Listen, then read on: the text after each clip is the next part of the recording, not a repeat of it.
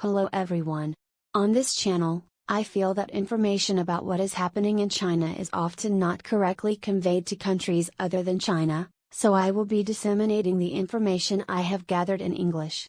I'm getting information from multiple media, so I'd be happy if you could comment on the content of the video.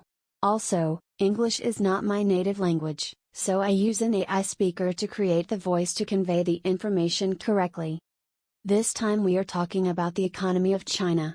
On April 10th, the Chinese Communist Party launched a policy to build a unified national market. This is the new economic policy of the CCP.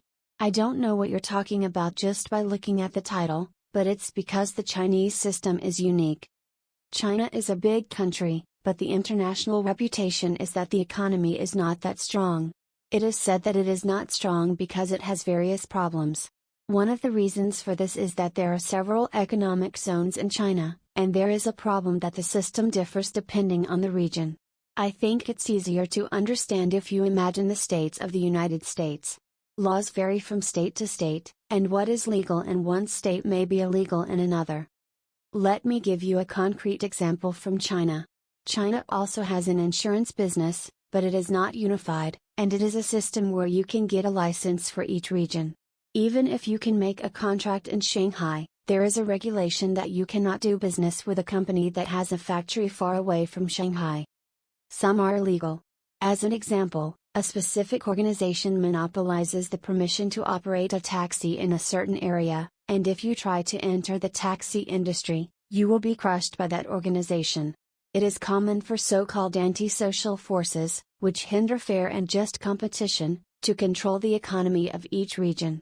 I use taxis as an example, but in fact other industries are also regulated by specific organizations in the same way. Companies from other regions will not be able to enter an economic zone that has been partitioned by a specific organization. If it is a region, you can leave it alone, but since it exists in each region, if you leave it unattended, you will not be able to do business smoothly.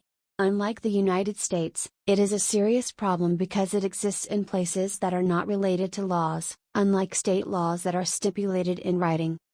The real meaning of the phrase construction of a unified national market is to make the whole of China into one unified market in order to eliminate the problems of each region and conduct business smoothly. In other words, it affirms that the present China is disjointed. It is a sign of a sense of crisis that the Chinese economy will deteriorate from now on if we do not do it now.